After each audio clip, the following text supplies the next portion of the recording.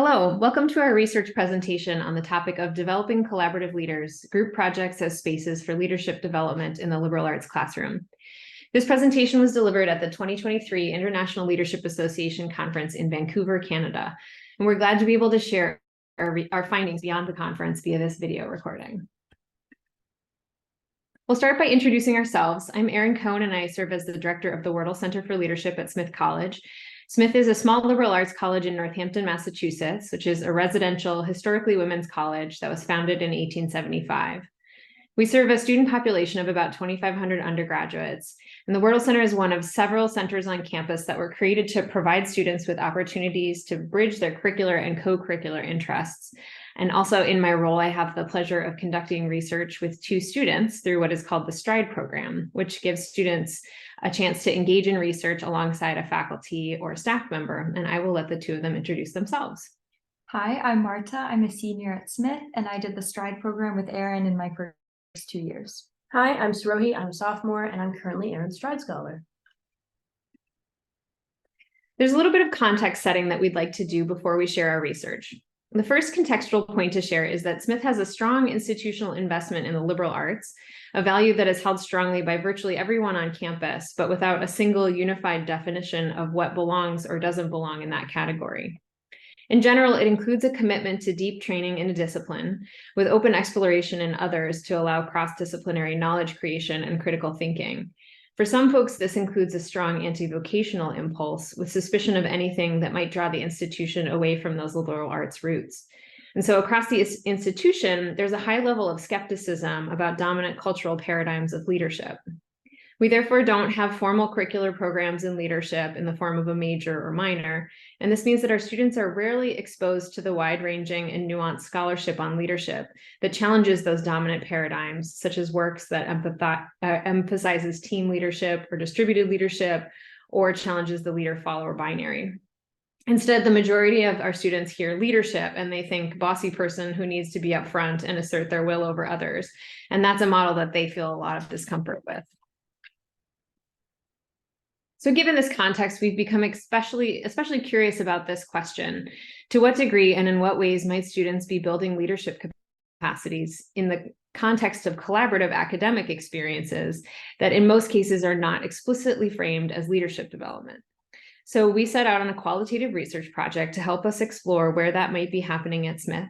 And I'll turn it over to Marta and Sarohi to discuss our methods and findings. To learn about how leadership shows up in classroom experiences, we interviewed students from courses that had significant collaborative components, such as group projects or frequent work with other people. We reviewed existing courses and reached out to faculty to identify 10 courses in a range of disciplines that covered science, social science, and the humanities. Collaborative experiences in these classes ranged from informal discussion groups and a studio model to longer projects that involved community or industry clients. We interviewed 18 students, most of them twice, once towards the beginning of the class and again towards the end or after the class had ended. We loosely followed grounded theory methodology and used the literature to identify broad topics of interest that would frame interview questions. So for instance, asking about what outcomes students are working towards. The interviews were semi-structured around open-ended questions, but we really tried to let students identify what was most important to them from their collaboration experiences. We analyzed the data using an inductive approach where we first coded for key topics that emerged in students' answers. We then each identified main themes from these codes and discussed them together to form a list of key findings. Even though there was a lot of variation in the coursework and types of collaboration, there were common experiences that students shared as they collaborated. We want to tell you about 3 key themes that especially stood out as we considered this question of how collaborative work can promote leadership development in an academic setting. And we'll elaborate on each of these, but briefly, the first thing we identified was the wide variety of leadership skills, both personal and interpersonal, that students gained from their collaborative work. We also found that students practiced navigating the balance between working independently and with other people as they took on projects of various kinds, and that this was crucial to team functioning. Finally, collaboration helped students not only come to new definitions of leadership, but also helped underrepresented students identify with being leaders in their groups and in their communities. And now we'll elaborate a bit more on each of these. Going back to our first finding, across most interviews, students described how their collaborative experiences taught them a variety of skills applicable to leadership. While this may seem like an obvious byproduct of these projects as we've described them, key to this finding was student perception. Keep in mind, for these students, their classroom experiences were group projects, not leadership development.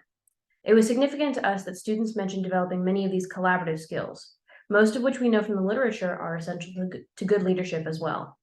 We found these skills centered around a couple of main areas: communication, emotional work, community, conflict, and introspection. Two skills we wanted to highlight were the ability to tend to group dynamics and to set boundaries. Several students described how, by establishing and actively cultivating good relationships with each other, they could balance focusing on the goals of the project with building community together. And that if they weren't able to actually like each other and talk about the things that required vulnerability, they would not have been able to get as far into their projects as they had. Another skill students stated was key to good collaboration was communicating their boundaries. By communicating when they needed to step back and take a break, students could prioritize themselves a bit more. Not only did this help individuals, but students mentioned that when they were happier personally, they found they could show up better for the group. As a whole, over the course of collaborative projects, students developed strong and transferable leadership skills. Tending to group dynamics and maintaining boundaries are just two of the many examples that surfaced in our research. A second takeaway was around the fluid nature of how collaborative work actually happens. Going in, we were curious about how individual group members' skills, goals, and contributions come together to shape the process and outcome of the entire group. So we asked questions about things like how time is divided up, what tasks get delegated, etc. We found that through collaboration, students learn to collectively navigate when it's best to do work independently, how to utilize unique strengths, and how to divide up work effectively. At the same time, they also learn how to return to the group, communicate their progress, and integrate individual contributions into their collective work. Successful groups were able to find their way back and forth between these two modes through communication and an awareness of time or task demands. We were especially struck by one student's framing of group work as being similar to baking a cake. The student talks about how collaboration brings together people who have different ingredients and skills, and how team tasks are like different parts of the baking process, like mixing the wet and dry ingredients and then all coming together to mix the batter. They go on to discuss how challenges also require individual contribution as well as team decision-making. They say that, for example, if they notice eggshell in the batter, someone might have a tool they've used previously which may not work in the situation, but someone else might have the right tool, and it takes both that individual knowledge and group thinking to know what will work in that situation.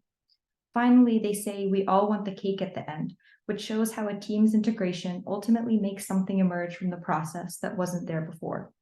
So we really like this way of thinking about teamwork. It's a metaphor that nicely describes this process of navigating working together and alone that is key to successful collaboration. Our last major finding was about students' perceptions of leaders. We found that many students, when asked what a leader is, offered nuanced and evolving definitions of leadership, and that many expressed a newfound identification with leadership after having completed their projects. This was significant to us because of Smith's culture. As Erin mentioned, Smithies tend to be skeptical of the dominant cultural definitions and methods associated with leadership, and often because so many of us are marginalized and starkly aware that we're excluded from said definitions.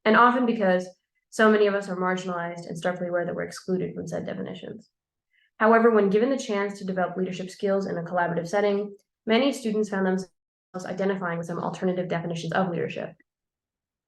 One student reflected on how they adopted the collaborative leadership model they learned in class to their role as House President. In describing how their class experience had changed, they said, "Call it leadership from behind or leadership from within, but you can be part of the group and still be a leader without being above other people."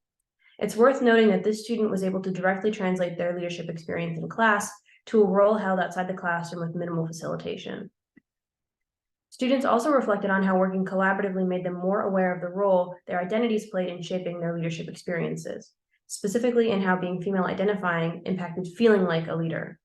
One student said, "It's really cool to know that I can be not a cis straight white man and actually be something in terms of leadership."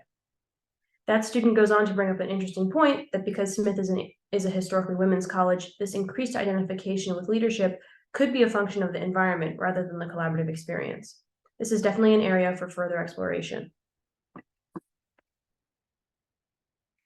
One of the best things about collaborating on this research project with these two students is that they're able to view the data through the lens of a student while I'm looking at it through the lens of an instructor. I wanted to return us to our three key findings and just point to what they mean to me as a teacher. For the first finding, I'm struck by the degree to which learning and practicing leadership behaviors in an applied context cements them for students in ways that encountering them in theory may not. Second, the finding that students begin to move back and forth between autonomous and integrated work during a project, to me, signals that they are beginning to gain important process literacy skills. They learn to design a project intentionally and figure out when is it best for us to divide work, when do we need to combine our efforts and ideas. And process literacy is not an easy leadership skill to develop. It's hard to develop it outside of the context of a collaborative project. Finally, it was striking to me how much more comfortable students felt identifying with leadership once it was considered within the frame of real collaborative work. And to me, as an instructor, that is really powerful. The other thing I was struck by was how varied students were in expressing consciousness of how their collaborative leadership skills were developing through the process. We found that many interviewees engaged in what we termed magical thinking about their groups, claiming that they were just lucky or that their group had good chemistry and that that was the reason for their success. And yet the very same students sometimes told stories about the intentional moves that they made as a team to tend to the health of that team. So it wasn't actually luck at all, but instead real work that went into collaborating to move the project forward to positive ends. And the learning of these collaborative skills did not happen instantly. Instruction and guidance around group work helped teams develop more of this intentionality and consciousness around the team process. By guidance, we mean the conversations or resources given by the professor in the class geared towards all parts of the group process, from building initial relationships to addressing conflict as it emerges.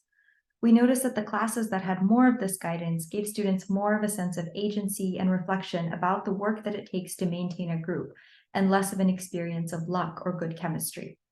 The scaffolding also made it so that students could learn and use collaborative skills more proactively and consistently, rather than waiting until an issue came up to even begin thinking about the team's dynamics.